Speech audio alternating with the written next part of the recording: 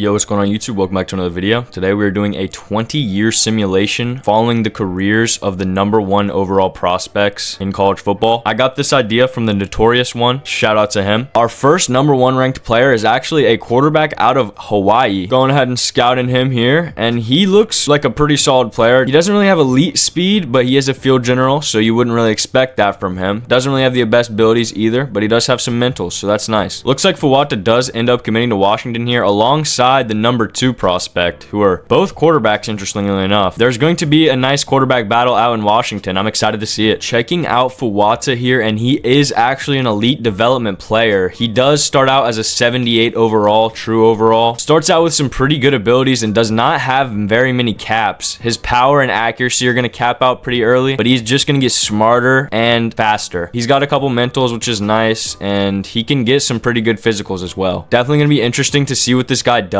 but he is the second string quarterback as of right now. I don't know if he's going to start this year. We'll have to see. The next guy is a strong safety out of Texas, 6'2", Anthony Shakir. We'll definitely see where this guy ends up. And it looks like Shakir is going to end up going to Alabama. Their defense has been so good for so long, and he's just going to add to their reign of dominance. It looks like Washington played Soma Fuwata in 12 games. I don't know if that's going to be able to activate his red shirt or not. He didn't have a bad 7 attempts. He completed 5 of them and got a touchdown, 71% completion percentage. The starting quarterback definitely did not have a very good year, so hopefully next year it will be Fuwata's year. But the starter right now is only a sophomore, so we do not know. It looks like Soma Fuwata stays at a 78 overall, and I was right. He did not get that red shirt, so it's not looking good for him right now. The other 5-star quarterback did transfer out. He knew it was better for him. Soma, you might be cooked, man. On the other side of the ball, we've got Anthony Shakir, and he does have star development, which is very nice. Not quite elite, but can't really complain there. Obviously, being a 6'2", 96 speed safety is going to help you. Doesn't really have the worst caps on his other abilities either, so I think he could get to be a very, very solid player. Mentally, he only has 2 abilities. One's gold, one's bronze. Not terrible, and he doesn't have any physicals unlocked yet. I doubt he's going to start this year, but both of Bama's safeties are seniors, so honestly, next year is going to be his year as a sophomore. He's going to wreak havoc on the league. For our 3rd year and our 2nd year in a row, we do have a defensive player, a defensive tackle, Rakeem Tapp out of Pennsylvania, 6'6", 337. Absolutely massive player here. Checking out his abilities, he does have 90 strength out of high school, which is ridiculous. Yeah, this guy is going to be a dog. Doesn't have any physical abilities, but he does have the mentals right now, and that's all that's really interesting out of high school anyway. This guy's going to be a stud. Rakeem Tapp does decide to stay home and goes to Penn State. It's pretty cool whenever you see guys stay in their home state, so I feel like this guy can be a hometown legend. Checking out Soma, and he does throw the first interception of his career. Once again, not starting though. This starting quarterback has had an insane season. In my opinion, it looks like Soma has outplayed him, even though he's only played 72 downs and thrown 1 interception compared to the 700 downs and 7 interceptions.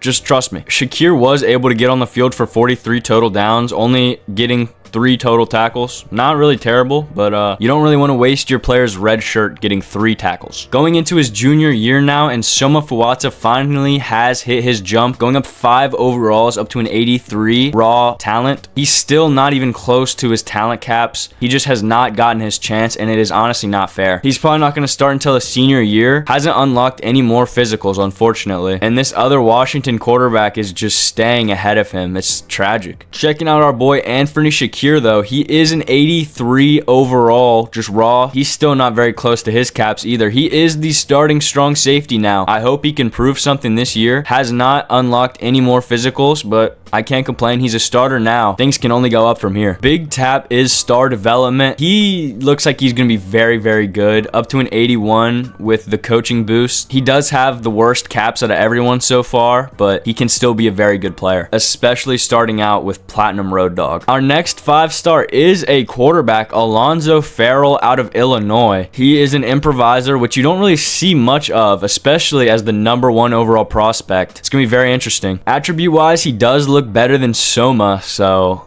this guy might be the best quarterback yet. He does have more mentals than Soma as well and starts out with more base abilities. It looks like Alonzo Farrell ends up going to Colorado. Very interesting choice there. He wants to be the next Shadur Sanders. It looks like Penn State is going to be the first smart team here, and they are going to be redshirting Raheem Tapp. He's going to get an extra year of eligibility, which is going to be amazing for his development. Speaking of doing the smart thing, it's exactly what Washington has not done, as Soma Fuata has once again gotten too many chances to be redshirt. So the starter is a senior, so that means it is Fuata's time. Hopefully he can put big numbers up if he wants to get to the NFL. The guy I was most excited for here, Anthony Shakir, ends up getting 24 total tackles, 2 tackles for loss, and half a sack. He also does end up with a deflection. He does allow 15 catches though, which is kind of unfortunate. 15 catches on 350 downs though. I can't really complain. You guys may be wondering why I haven't showed you any playoffs. It's because nobody has made them yet. Colorado is up there, but Alonzo is not there quite yet, so we're just gonna have to wait another year. Hopefully the boys can add some extra production to these teams and get us over that cliff. Checking out Soma Fuata going into his senior year, and he does not jump up any overalls. Obviously you would like to see him do something, but he does gain the physical dot. That's nice. Good job, buddy. Shakir is only up to an 84 overall with no coaching stuff. He hasn't really developed the way I was hoping either. Raheem Tapp is up to a 79 raw overall. Not the biggest jump we would like to see, but he didn't play at all this year, so hopefully that jump will be bigger next year. Hasn't gained any physical traits, so hopefully next year will be big. It looks like Penn State only has 2 defensive tackles on their roster. Very interesting strategy here. I'm glad though, because Tapp is going to be starting here. Checking out Alonzo here. He is a 77 overall without the coaching stuff, going up to an 81 with it. I did not realize how good Colorado was with quarterbacks. He does have elite development, which is nice. Obviously Soma did not develop very well with it, but hopefully Alonzo can change that trend and he can become something very special. He does not have bad caps either, does not have a single cap on his throw power. This guy could really be something, I'm not gonna lie. He already starts out with 2 abilities too. I'm excited. Our next number 1 player is a wide receiver out of Akron, Ohio named Rich Eaton. That is quite the combination right there, brother. Wow. It's not every day the number 1 recruit is a white wide receiver named Rich Eaton out of Akron, Ohio. But, you know, today is the day. And he looks very, very solid. Gold takeoff immediately is great. And he does have 3 mental abilities as well. Yeah, this guy could be something special. It looks like Rich Eaton ends up going to Virginia. What in the world is going on right now? In Soma's final year, he ends up throwing 3,000 yards, 39 touchdowns on 10 picks. That is an incredible season. Obviously, the 10 interceptions does put a little bit of a watermark on it, but 40 touchdowns is always great, especially with 61% completion percentage. Is it enough to get him drafted? I don't know. And it looks like this year was Shakir's breakout. Gets 2 interceptions, 56 tackles, and a tackle for loss. Doesn't get the half a sack he did last year, unfortunately, but that's all right. Does get 2 deflections, allows double the catches, though. You don't like to see that. He does get double the snaps, so you'd like him to cut down on the catches allowed, but I do understand. Colorado is a group of geniuses. They literally don't start a single quarterback other than their first one. Washington, you need to learn from Coach Prime. Defensively, Raheem Tapp does let me down a little bit. Only 1 sack and 4 tackles. Doesn't get a single tackle for loss. He was only on the field for 93 plays, so I don't know. After all the trash I talked about him, Soma Fuata does end up leading us to our first college football playoff game here. Let's see what he can do. All right, fellas, and jumping into this one, I'm not gonna lie, I'm very surprised that no teams like Alabama have made the playoffs yet. It's kind of disappointing, as we do start the ball game out 10-10. Washington does score 17-10, 24-13 going into halftime, and Soma is pounding Pittsburgh right now. Oh my goodness, 31-20. Pittsburgh cannot find an answer, and Soma is just shredding their defense.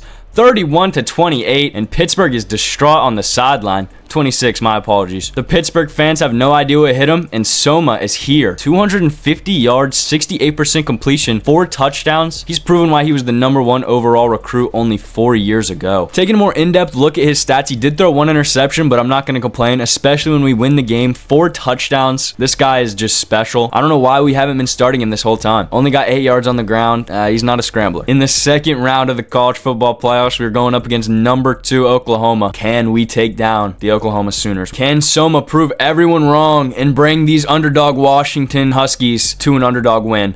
As, oh my goodness, they're already up 17-0 in this second quarter. Going into halftime, it's 27-0. Oklahoma has no answer. Soma is having his way with this defense like they're just a bunch of FCS players. 21-42, double their score. Are you kidding me, Soma Fuwata? Oklahoma fans are distraught on the sidelines, and this is looking like it's about to be a common occurrence. Soma does throw 2 interceptions on the day, but he has a 158.9 passer rating. 4 touchdowns once again, and this guy is just, he's having his way with defenses right now. Next up, we are facing Auburn in the Fiesta Bowl. We are a higher rank than them, so we are coming in as the favorites. Can Soma Fuwata prove why he was the number 1 overall recruit and lead this Washington Huskies team to a national championship? Soma, this is your chance, brother. Oh my goodness. I can't believe we're here. Starting this game out, neither offenses can get anything going right now. Auburn does score a touchdown first. 14-3 already, and oh my goodness. Going into halftime, 17-3. Come on, Soma, please. Brother, you've got to lock in the SEC competition. Just looking like too much for Soma. Oh my goodness. It's 22-30. Can Soma pull off the greatest comeback of all time? I'm not gonna lie. I think Auburn's about to run this clock out, and it's over.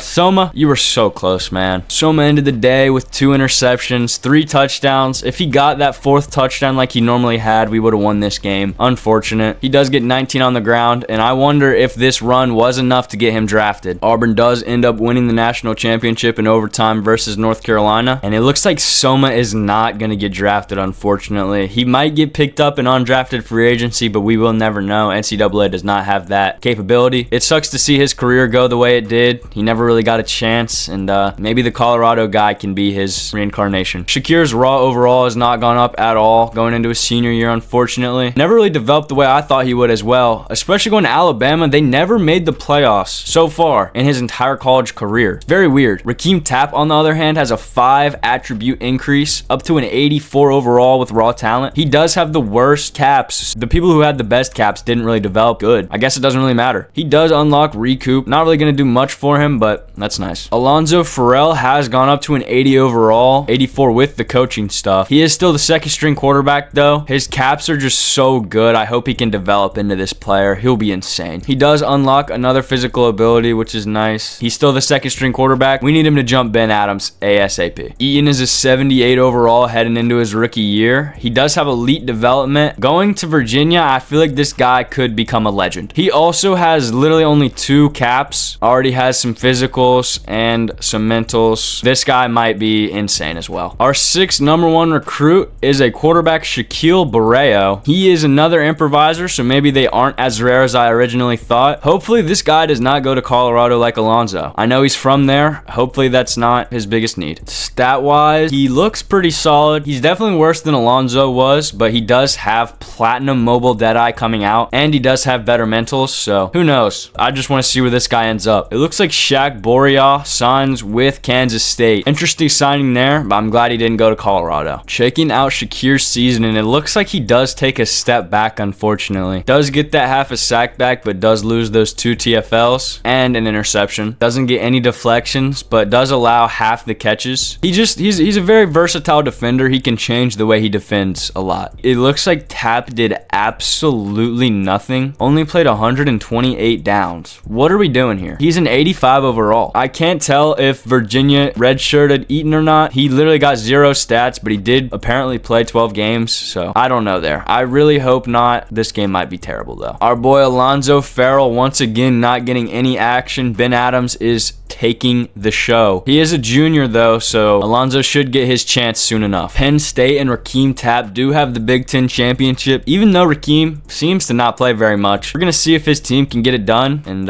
win the Big Ten. All right, fellas, heading in here. Can another 8 seed have a miracle run? We are starting out 7-0. Oregon fights right back. Now it is 14-7. Going into halftime, 14-7, 21-7, now 21-10. And we are fighting a little bit, 16-28. Never mind. 1634, we're cooked. We can't get it done. Rakeem Tapp probably did not play a single snap there, I'll be honest, so doesn't really affect me. And like I said, Tapp probably did not get a single play. He literally did not get a single play. We do end up making the college football playoffs anyway, heading in as the 10 seed, going up against 6 seed Miami. I believe, fellas. I believe. This is Tapp's junior season, meaning our senior, Shakir, never actually got into the playoffs for his entire career. I feel bad for the guy. We don't have to worry about that because Tapp is in the playoffs. Miami is starting out destroying us though. 14-0 at the end of the first and 21-0 at the end of half. This is not looking good. Penn State, we need to fight back, fellas. 8-24, 14-24, and we can't stop them. We get pummeled by Miami, 14-31, and Tapp probably didn't play once again. He didn't even show up on the scorecard. That's how you know it's bad. Unfortunately, Anthony Shakir didn't do enough in his career to get drafted, so that is officially the first 2 #1 overall recruits. They just didn't get drafted. Tapp looks like he's on that same trajectory. Hopefully he can prove me wrong, but it's not looking good so far for the #1 recruits. Rakeem Tapp is officially the starting defensive tackle, up to an 89 overall, 91 with coach boost. This guy is an absolute stud now. He's not even close to filling out his potential, so maybe I'm wrong about these caps and they don't matter as much as I thought. He has gotten recoup up to star and unlocked option disruptor. Very nice looking player heading into year number 4 here. I'm excited for his senior year. On the other side of the ball here, we've got Alonzo Farrell, who has gone up to an 85 overall in year number 3. Another jump of 5 overalls. His first jump was 3. This second jump is 5. He's developing amazingly. His caps are not even close to being done yet, so this guy, he's got 2 more years. He can be great. I'm very sorry guys, but Eaton is gone. He was not in the transfer portal. I just checked every team. He's not there. I don't know what to do, man. I don't know what to do. Shaq Burrow starts out here as a 78 overall with elite development. Not bad at all. He doesn't have many caps. I don't really think that matters though. He does start out with some good mentals. Headstrong, winning time, and team player. And he's also got platinum mobile deadeye. The 7th #1 overall recruit here, George Stoner out of Maryland. 6'6", 277 pound left end. That is ridiculous. This guy's going to be insane. Checking out the attributes here, and he is a bust, unfortunately. I was feeling a little bit of that Jabril Peppers, even though he's not 6'8", but I don't know about the bust. George does end up committing to Oklahoma. He had UNC in second, buddy. You should have come here. What's going on? Dude, you have got to be kidding me. He played 12 games. Why is he not starting? He is an 89 overall compared to an 84. 89. Oh my God. Rakeem Tapp's career was sadly ruined by Penn State's coaching staff. This guy really had potential to be something special, and I'm disappointed. He was an 89 overall and didn't get a single snap. Are you kidding me? He was an 89 overall and did not start. Waited his entire career. He's a junior? What? Oh. So Tapp got redshirted, and I thought that Alonzo got redshirted, but I'm tripping. Tapp does have 1 more year to prove himself after this redshirt. Things are a lot sweeter for Alonzo Farrell as he finally gets that starting job. Doesn't really put up the numbers I was expecting. 23 touchdowns to 13 interceptions. Not very good, I'll be honest. 65% completion percentage. I don't know if they should have made the switch to Alonzo yet. He does get 243 on the ground as well, but I don't know if he was ready. Shaq Burrow doesn't start, and unfortunately, Rich Eaton fell off the face of the earth, so who knows what happened to that guy. No playoffs, and it looks like Tapp is actually going to leave, and he's getting drafted. He literally did nothing. This is strictly off overall. I'm not persuading him just in case Penn State does the same thing again. Go be great, man. Alonzo Farrell only jumps up 1 overall going into this senior year, going up to an 86 raw. Guy is an absolute dog. It looks like he went for a more even approach rather than just going all into one thing. And his physicals are just incredible. Like, good Lord. How much dick ride you gonna do? Shaq Burrow does not go up at all. Stays at a 78. Kind of disappointing. Even though he did not play at all, he does have elite development. You'd expect him to at least learn a little bit on the bench. Mentals can't change, and physicals still look pretty much the same. Checking out George Stoner here. He is going to start out as a 78 overall. Only impact development, not very good. Does have some pretty bad caps here as well. 2 mentals is not bad, I'm not going to lie. And he also does have 1 physical. He's obviously not the best player in the nation, and I don't think he's ever going to start. I just realized Oklahoma has an insane edge rusher, but he is an 86 in his freshman year. Wow. The next number 1 recruit is a 6-foot cornerback out of Jacksonville, Florida. Jacksonville has a track history of producing just nasty defensive players. Hopefully this guy is no different. Checking out his abilities, he looks pretty solid. 77 man, 94 speeds, great out of high school. Coming out with gold fan favorite and silver the natural as well. No base abilities, but that's fine. Looks like a better man player than zone. Only 70 zone, not very good at all. Checking out the stats on the year, and Alonzo Farrell went off. Oh my goodness. As Alonzo Farrell is up to a 93 overall, 96 with coach boost. I knew he was going to do something great. I did not expect this. 37 touchdowns, 12 picks. He honestly did not have a better season than Soma Fuata's last year. I don't know why he went up so much, but I am not going to complain at all. 278 on the ground too. Yeah, this is beautiful. Alonzo Farrell has his chance to keep his name in the Colorado books for history. Can he take down Arizona and beat them in the Big Ten championship? All right, fellas, Alonzo Farrell has been waiting his entire collegiate career for this moment. Is he going to let down? I don't think so. It is starting out 7-7, 14-7, 14-14, 21-14 going in a half. Very, very active game at the end of that half there. It is now 28-14 at the end of the third, 21-28, 28-28, and Alonzo has a legacy drive. Let's see. From the 32-yard line, can Alonzo push this Buffalo's offense into field goal range? I hope so, as he throws a very dangerous ball there, almost intercepted. You are not in this situation where you need to be throwing passes like that, man. You've got 3 timeouts, and they're just going to run it. This is the smart move. The running back gets it up to about the 26-yard line. Farrell does have that star under his name. That's amazing. I'm very proud of him. Our running back does get the first down once again, and Arizona is calling the rest of their timeouts here. Come on, boys. 54 seconds left. I think we've got this game in the bag. The only way things could go awry is if someone fumbles. Arizona is out of timeouts, and our running back somehow gets out of that blitz. Gets it up to 3rd and 5, and we don't chew clock there for some reason. We don't have to snap this ball, and we're going to anyway. We're running it up the middle again, and can 30 get there? Jumps over a man to get to that line. What a showing of effort there as our kicker sets it up. 5, 4, 3. He kicks it. And it is good. Colorado is going to the college football playoffs, and we have won this Big Ten conference. Farrell comes out here and puts on a show. 3 touchdowns, 0 interceptions, 22 completions on 27 attempts.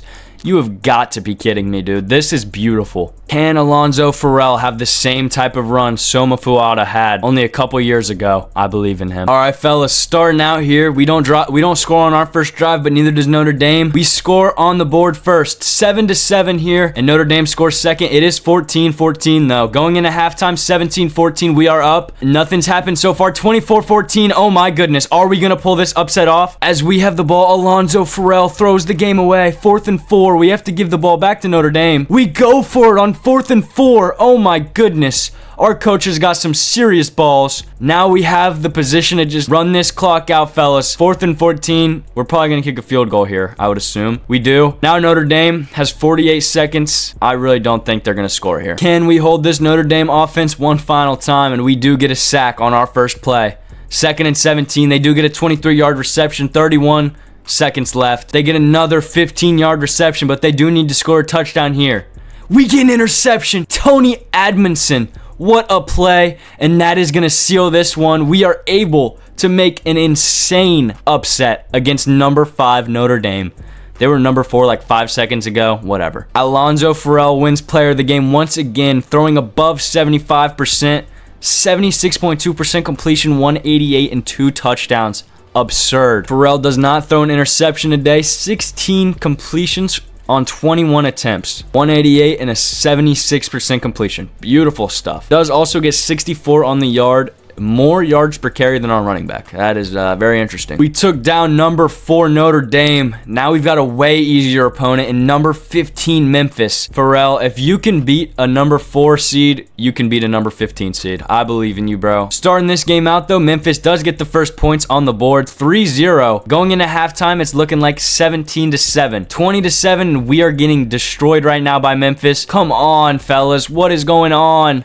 It's a 15th seed, 28-33. This is a literal mirror image of Fawada's final moments as a Washington Husky. Is it gonna go out the same way? They're gonna kneel it. 4th and 13. We don't even get a chance. Pharrell tried to make a great comeback, but he just couldn't do it. I'm very sad. Farrell, as expected, does end up going in the first round. He was an absolute dog here in his last year. Couldn't bring us all the way, unfortunately, but getting us to the second round, I can't complain. It looks like Shaq Burrow did jump up to an 84 overall, a 6 overall increase. Amazing stuff from him. I'm going to be honest, I did not think he was going to be the starter this year, but he is. It's amazing. His stats look incredible. His caps are obviously, they haven't changed. His mental abilities haven't changed, but his physicals, he has gained golden pull down. That is beautiful. On the other side of the football, George Stoner has gone up to an 82 overall. It's kind of interesting how an impact guy is going up more than some of our other players. His caps are obviously still the worst out of everyone, and he hasn't gained any physicals. Dylan Ollison is starting his career out as a 79 overall. Does start with star development as well. He's got the best cornerback in the entire league to help him develop. Also does not have that bad of caps. They're not the best I've seen though. Still is going to turn out to hopefully be a very solid player. Does have gold fan favorite and a couple other mentals, but he does not have any physicals. It's alright, he can unlock those throughout his career. Our number 1 recruit heading into year number 9 is Lane Schumer, a safety out of Bellflower, California. Checking out his stats, and he looks very, very solid here. 90 speed, 83 zone, and he starts out with gold winning time and silver fan favorite. This guy could be something. Looks like Lane Schumer is going to end up going to Arizona. Shaq Burrow in his first year as a starter goes absolutely insane. 40 touchdowns to only 4 interceptions on 74% completion percentage. Are you kidding me? 3,000 yards as well. This is ridiculous. On Oklahoma, Stoner actually does tie for 4th most sacks on the team. I know it's only 2, but it's all right. Does get 2 TFLs as well and 6 tackles. He is not the starter. It's this man, Josh Morales, who is an absolute stud. I really don't think Stoner's ever going to start.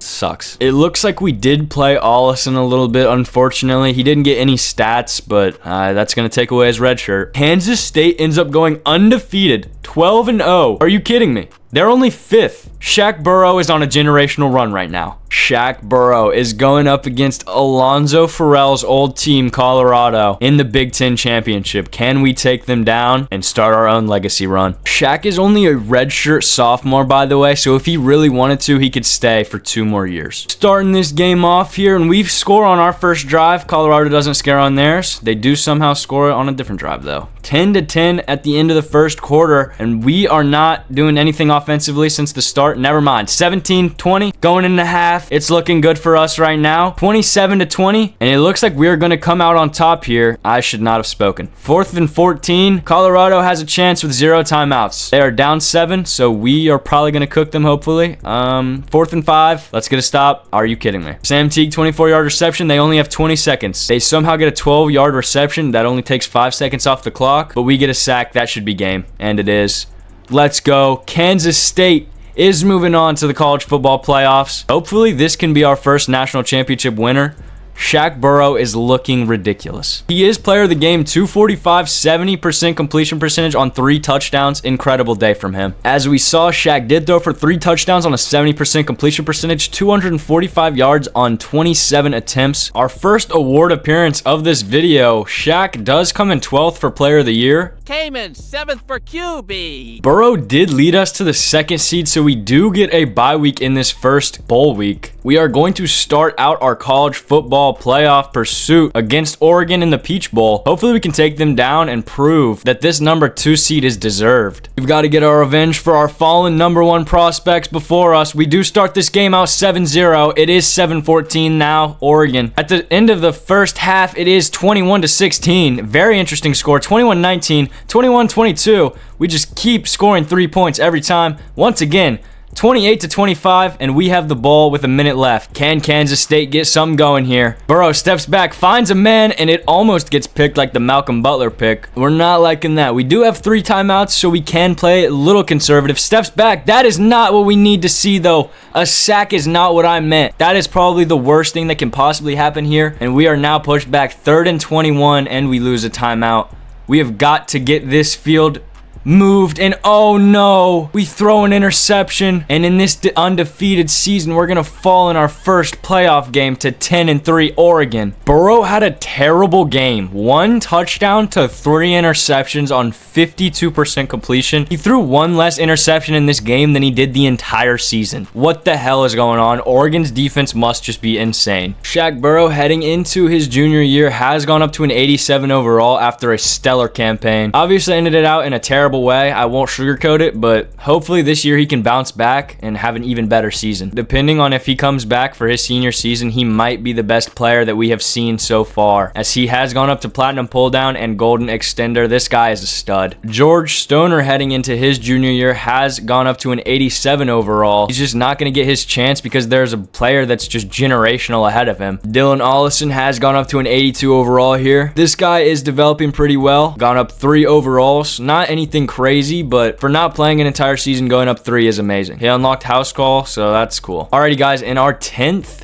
number 1 overall prospect is Glenn Spriggs, a middle linebacker out of Washington. His attributes, and he's a bust. Oh, that sucks. Lane Schumer's a 77 overall. Star development, not terrible. We have seen better, but we've also seen worse. Doesn't have the worst caps in the world. They're also not the best. His mentals got golden winning time, silver fan favorite. It doesn't have any physicals quite yet, but he can unlock those in the future. Unfortunately, it looks like Burrow did not make the playoffs this year. After an undefeated season, that is very surprising. Looks like he had similar production to last year, through 7 less touchdowns and 4 more interceptions. His completion percentage was worse. I think he threw for less yards. I might be wrong on that. He did rush for 270 yards and 2 touchdowns. That's nice, buddy. On the Oklahoma defensive line, there's multiple left ends that are getting snaps and making plays. But of course, the one that matters, George Stoner, is the one that's not doing anything. Allison had a very, very solid year. Got 3rd on the team for tackles. He also got an interception, didn't get any deflections, and he did allow a lot of catches. But he did also play the 3rd most snaps on the entire team. Lane Shoemaker, already making a name for himself, getting 2 interceptions, 54 tackles, 5 deflections, only 29 catches allowed, and he played even more snaps than Dylan Allison. Luke Shoemaker might seriously be a problem for Arizona. Lane Shoemaker. Glenn Spriggs does decide to go to Oregon. Their jerseys are nice. I don't blame him. It looks like Josh Morales is leaving early to go to the draft, so that means that our fella, George Stoner, will get a chance. It also unfortunately looks like Shaq is leaving to go to the NFL. I just want to bring attention to the fact Kansas State went from undefeated to 6-7 in 1 year. I understand why Shaq is leaving. And they lost their future quarterback too. That is tragic. George Stoner does stay at an 87 overall, no coach boost. Heading into his senior year, hopefully he can actually put some numbers up to get drafted. He hasn't really been given that much of a chance over his career so far, so maybe this is it. He does get option disruptor up to gold. That's nice. Dylan Allison went up 2 overalls, and he is now an 84 going into his junior year. Not really what I thought he was going to be. 84 is not bad at all. Just none of these number 1 overall recruits have really turned out how I thought they were going to. Lane Schumer went from a 77 to an 85. That is the highest jump I've ever seen in college football. Incredible. He put on a stellar showing last year, and honestly, he deserves to go up this much. His mentals are still great, and his physicals are only getting better. Lane Schumer is going to be a very good player. Glenn Spriggs, heading into his first year, is a 77 overall with impact development. Pretty similar to the last bust, George Stoner. His caps honestly aren't as bad as Stoner's. He's got more mentals. In my opinion, Glenn Spriggs could develop into something good, especially being in the right scheme like the Oregon defense. He could be something very solid. Technically, number 1 recruit, number 11, Dom Bale, a left end out of Detroit, Michigan. He is a speed rusher who's 6'5". This guy looks special. Checking out his stats, he's gonna start out with 83 speed, 88 finesse, 87 strength. This guy might be our best player yet. Platinum D-line rally too. It might be over. Kansas State went 10-2 the year after Shaq left them. That does not look good on his legacy, I'm not gonna lie. In George Stoner's senior season, I wish I could say his production went up, but I just look for yourself. Things did not go right at all. This guy got 123 snaps as a senior. That is just like disgusting. Allison on the year ended up getting 1 interception, 1 deflection, a tackle for loss, half a sack, 53 tackles. Did allow 28 catches, but this is a pretty solid season from him. He was on the field more than last year. This is very good stuff. Allison comes out here, gets gets 1 interception. He also gets half a sack and a tackle for loss. Allows 28 catches, 1 deflection on 766 downs though. I'm not going to complain. It's not terrible. For Arizona, Lane Schumer has another great season. 2 interceptions, doesn't get any sacks or anything. Has a worse season in tackles, has 2 deflections. Only allows 23 catches though on 754 downs. That's amazing. Spriggs is going to get the red shirt. One of the only ones we've seen today, and I'm glad. All right, fellas, going up against number 1 Nebraska. Glenn Spriggs is only a freshman, but his team can make something happen here. All right, fellas, can Glenn Spriggs bring it home? I know he's literally not going to get a single snap, but that's all right. Going up against Nebraska, I honestly believe in our chances. We're a way better team than them. Going into half, it is 17-3. We are up 17-10 into the third. 24-17, 31-17, and it looks like we're going to take this one. 31-17, Oregon are your Big Ten champions. All right, fellas, after taking down Nebraska, we are going to be going up against Notre Dame. I took a little bit of a break after that Nebraska game, but we're back in action now. Let's see what Glenn Spriggs can do. I know he's not starting, but I don't know, man. Alrighty, fellas, jumping right into this one here. Are we going to be able to take down the Notre Dame? I hope so, man. Oregon is always insane in this game for some reason. We are up 35-3 right now going into halftime, 35-10.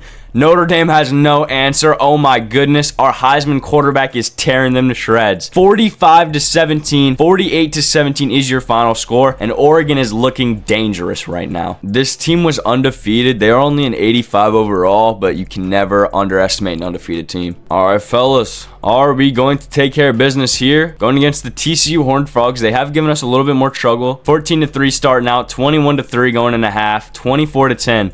This is ridiculous. What has Oregon put in their bloodstream? 24-21, maybe not. They are making a slight comeback here. 31-24, never mind. We shut them off. TCU had no chance. Undefeated season gone just like that. I know from personal experience how that feels. Our quarterback, Lamar Sparks, does end up winning the player of the game. He is also a Heisman, so that guy's an absolute stud. After taking down TCU, we are going up against Georgia. They're only the 6th ranked team, and we are a higher overall, so hopefully we can take care of business here. Our fellas going ahead and getting into the end of this game. Georgia does score first. We are right back on that scoreboard. 14-7, 17-7 going into the halftime. It is 24-14. Can we score? No, we cannot. Going into half. 31-14, 38-14 at the end of the third. 20-45, and oh my goodness, Oregon is just too much for every team in college football. What is going on right now? 33-52. Your Oregon Ducks are going to the national championship. Another game where Spriggs does absolutely nothing, but I'm just glad we got the win. Our first national championship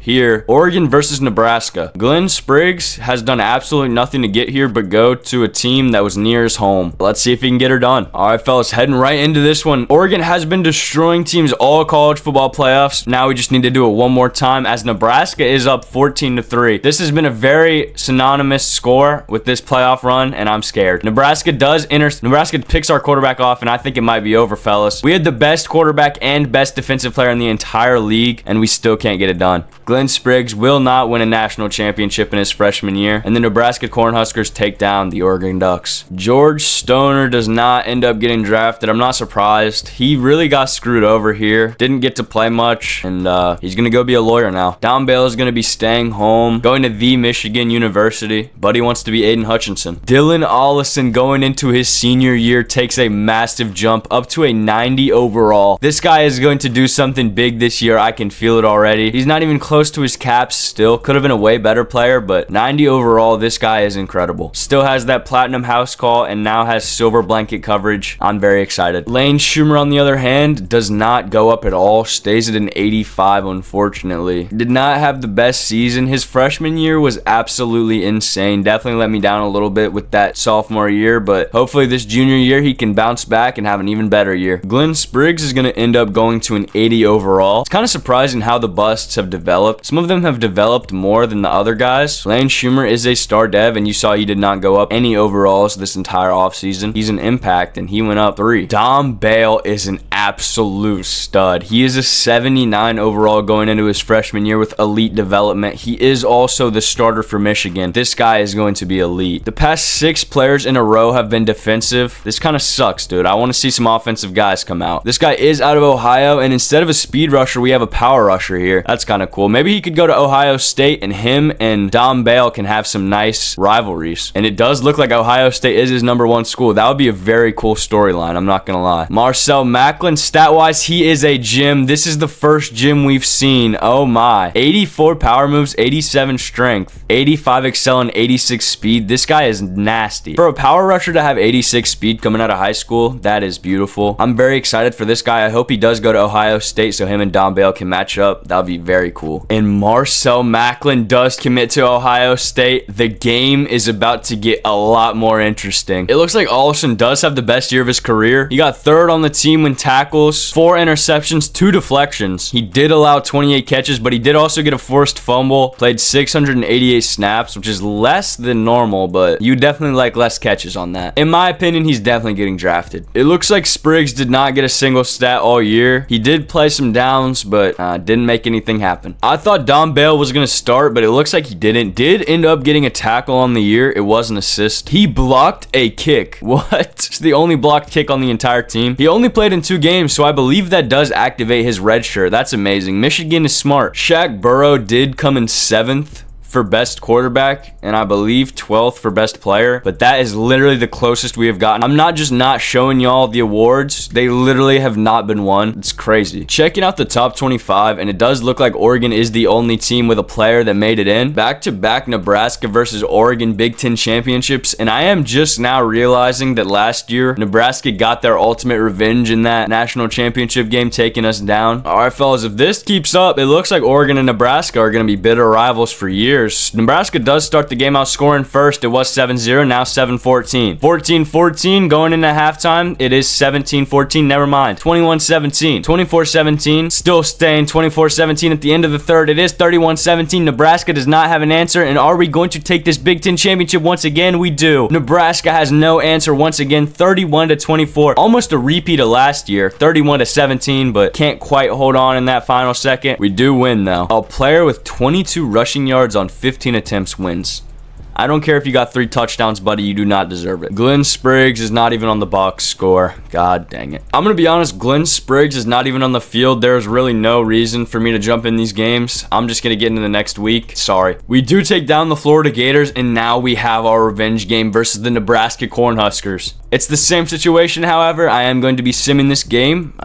He's not playing. We win once again, taking down Nebraska, and now it is Texas Tech in the national championship. We've got to watch the Natty. Spriggs might be the smartest player so far. He did go to a great team who has gone to back-to-back national championships. As we do start this national championship out 14-3, Texas Tech really has no answer going into halftime. It is 21-3. After the third quarter, 28-3, and Texas Tech has no idea what to do. Oh my goodness. This looked like that TCU versus Georgia game way back when, and we just absolutely dominate Texas Tech. They have no answer. I doubt Glenn Spriggs was on the field, but he does get a ring. I'm happy for him. And as expected, he's not even here. Glenn Spriggs has had literally zero adversity to overcome. Man has been carried to the playoffs and national championship 2 years in a row. Is he going to get an easy path once again? Or is he going to actually have to join the battle next year? This beautiful senior campaign was enough to get Olsen drafted in the second round. Not quite a first round pick, but day 2 is still incredible. Spriggs ended up getting red shirt, and oh my goodness, he's up to an 87 overall. This guy is a bust, and he went from an 80 to an 87 in 1 year. That is the highest jump we have seen so far. I called it, dude. I said if he got put into the right scheme, he could be a very good player, and look at him now. For Michigan, Dom Bale has gone up to an 86 in his first year, a plus of 7. So that's 2 players back to back who have gotten 7 total points in one offseason. Dom Bale is going to be incredible. I knew it from the first day I saw him. Coming out with Platinum D-Line Rally, this guy is ridiculous. Unfortunately, Lane Schumer once again goes another offseason with no no development. Stays in an 85 once again. He's been there since his sophomore year. This sucks. Checking out Marcel Macklin, and he is elite development as well. Starts out as a 79 overall, up to an 83 with coach boost. We've gotten two insane edge rushers back to back. He doesn't have bad caps either. Obviously starts out with gold and winning time, and he actually does start out with one ability, duress, increase pressure on QB. He might be better than Dom. I'm just excited to see this rivalry game. Our 13th prospect and our 7th defensive player in the row, Manny LeGuin, a D tackle out of Louisiana. His stats don't look bad at all. Does have 2 gold mentals and starts with gold recoup. Manny LeGuin is going to go to LSU, and that means that the past 6 players have also gone to a school in their home state or like right next to it. These number 1 guys like staying home. Checking out Lane Schumer's stats, and he does have a down year from last year. He does get 2 deflections, but allows 7 more catches in less downs. This is disappointing. Spriggs gets on the field and gets the 3rd most tackles for loss on the team. Gets 30 tackles, a deflection, allows 19 catches, but he played 583 downs. I'm very happy. Glenn Spriggs is actually starting to play like a solid player. I didn't know if he was going to get to that level or not. Oh my goodness. Dom Bale got 12.5 sacks. I knew this guy was going to be incredible, and good lord, he has proved himself here. Also gets 5 TFLs and 43 total tackles. He allowed a catch, but also did get a forced fumble. I don't know how he allowed a catch, but I'm not going to complain. Marcel Macklin does not see any time. He plays in 5 games though, so he is not going to get that red shirt. That sucks. He only played 6 downs and played 5 games. That's terrible. Michigan, behind the efforts of Dom Bale, have made the Big Ten championship, going up against Penn State. We do have the overall advantage. Fellas, we've got to win this game. All right, fellas, Penn State's going to start out here on offense. They don't get anything going. They do score on a second drive though. 7-0 right now, 7-3. 14-3 going into halftime. It is 14-17. 13-17 actually. 17-20 going into the 3rd quarter. It is 17-27. Michigan has made a push. 27-20. Oh my goodness, they score on 1 play. I could not stop in time. That sucks. Well, unfortunately, Dom Bale is on defense, so there's nothing he can do here. Just got to watch his offense as they drive down this field. Can they get into field goal range? I hope. 2 dropped passes in a row by Titus Batuli, you fucking bum. We do get a 16-yard reception from Brett Jewell, and then a 5-yard rush from our quarterback, Dion Brahms. 30 seconds left, and we score a touchdown. Oh my goodness. Our running back, Josh Keys, gets it done as we're going to kick it off, and we're going to get to see some action from Dom Bale. It's only 16 seconds left, but this is massive. We need to stop Penn State from getting in that end zone. Dom Bale is on the right side of that D-line, going up against the star, number 71,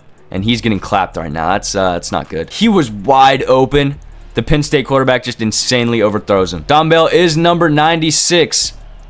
Keep paying attention to him as he is on number 71. Can't get anything going, but his left end counterpart makes a play, gets the pressure back there in the backfield, and Penn State is scrambling. They're terrified. 27-34, 3rd and 10, 3 seconds left. This is the last play of the game. Dom Bale is double covered, and the quarterback is scrambling up. Our QB spy stops him. What was that game plan there? Michigan are your Big Ten champions, and Dom Bale wins it in his sophomore year.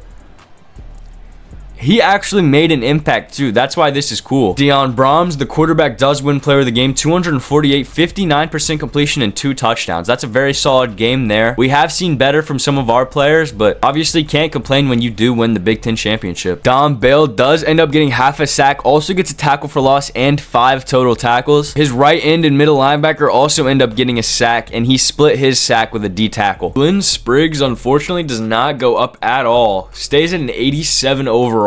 He was a bust, so there were some concerns he wasn't going to develop too crazily. He did go up 7 in 1 year, but I guess this is where he staggers out.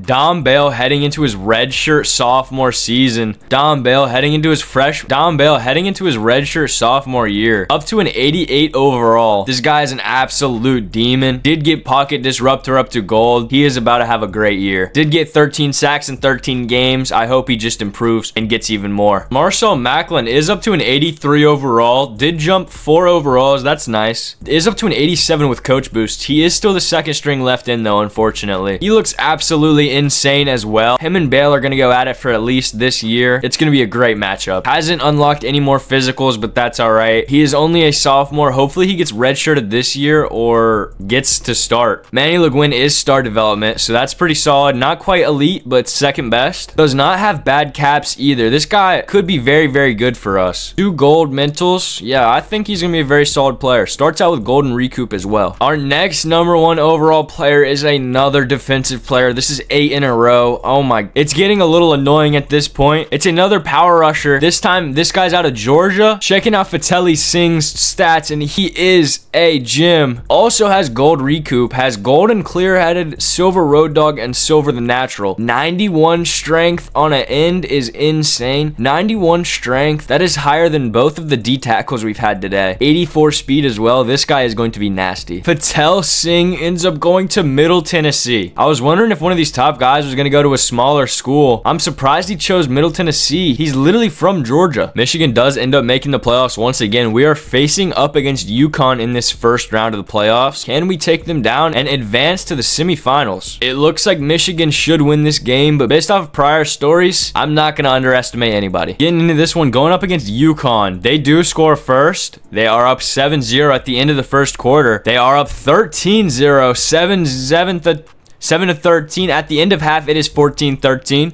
We do finally lock in a little bit. 14-21. They do get a 2-point conversion. End of the third, and UConn is driving on us. What is going on right now? 15-yard penalty on their right guard. 1st and 10, second. That was very interesting. That went very fast. They just ran the clock out. I didn't realize that the clock was going to go down so much. I would have jumped in there. That's my apologies. We are still down 2 possessions, so we do need to get a touchdown and a stop. So we will get to see some chances if we do score. We do score immediately. Josh Jewell, 26-yard touchdown. What a guy. And we're going for the onside kick here.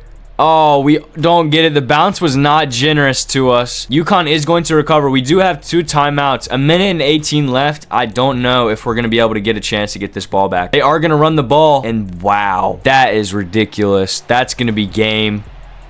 Michigan, you've let us down. We went out sad. We did score, but it was 2 possessions. It didn't matter. We had 30 seconds and no timeouts. They just knelt the ball out. George Cashman does not even have a very good game. 70% completion is good, but like, come on. That rush was just pure BS. Dom Bale ends up getting a tackle for loss and 3 total tackles. Not really the day you would really want from your defensive anchor. Dom Bale does end up getting a TFL and 3 total tackles. We need more from him if we want to come out on top in these games. Fateli Singh does end up going to Middle Tennessee. This is very interesting. I'm glad to see someone actually going to a smaller school. I was expecting him to go somewhere in Georgia, but very interesting signing here. Glenn Spriggs decides to stay for his redshirt senior year, and he is up to a 90 overall. Absolute demon. Hopefully he can win our first award here. Maybe get the best linebacker. He's almost fully capped out, only missing 3 attributes. It's beautiful when you see a player fully develop, and Glenn Spriggs has done that. I feel like he's a for sure NFL player. He's put the work in, although he was a bust. It's great to see. He does get wrap up all the way up to gold. Didn't unlock any other physicals though. It's all right, man. Dom Bale is up to a 92 overall, and I think he might actually be our first award winner. He's not even close to being fully maxed out. This is ridiculous. He did get pocket disruptor all the way up to platinum. Hasn't unlocked any other physicals though. It's very weird. Dom is about to put a show on this year. I hope he comes back for his senior season, but I'm not gonna lie, I think he's going in the NFL after this one. For Ohio State, Marcel Macklin is up to a 90 overall. All these recent players have gotten higher than any player so far. This is crazy. He unlocked the physical takedown, so he is actually the first player that has unlocked the second physical, even though he has not upgraded duress at all. Manny Le Guin is up to an 80 overall, playing up to an 85 with coach boost. He did get a red shirt his freshman year, so he is going into his freshman year as an 80 overall. Obviously a way smarter way to play things by LSU, and I wish more teams had thought this way and done this. Checking out Fateli Singh here. He's the first guy with a rolled up jersey. Very interesting stuff there. He starts out as a 79 overall with elite development. Pretty much the same place where Dom Bale and Marcel Macklin started. He only has 1 cap though, and that's what makes him different. This guy has potential to be the greatest college football defender of all time. I think this guy is going to bring Middle Tennessee to some success. Finally, our first offensive player in 9 years, Johnny Singleton, a running back out of Georgia. He is an elusive back. Going ahead and checking out his attributes. Only 91 speed, but he does have 2 gold mentals. This guy looks pretty good. 91 speed's a little low. He can get that up through his college career. Johnny Singleton is going to go to FSU. Looking to be the next Dalvin Cook. And it looks like Glenn Spriggs made the right decision coming back. Gets second on the team in tackles once again. 1 tackle for loss, 1.5 sack, 2 picks, 2 deflections. Allows 31 catches, but gets 2 forced fumbles. Only played in 9 games. These are incredible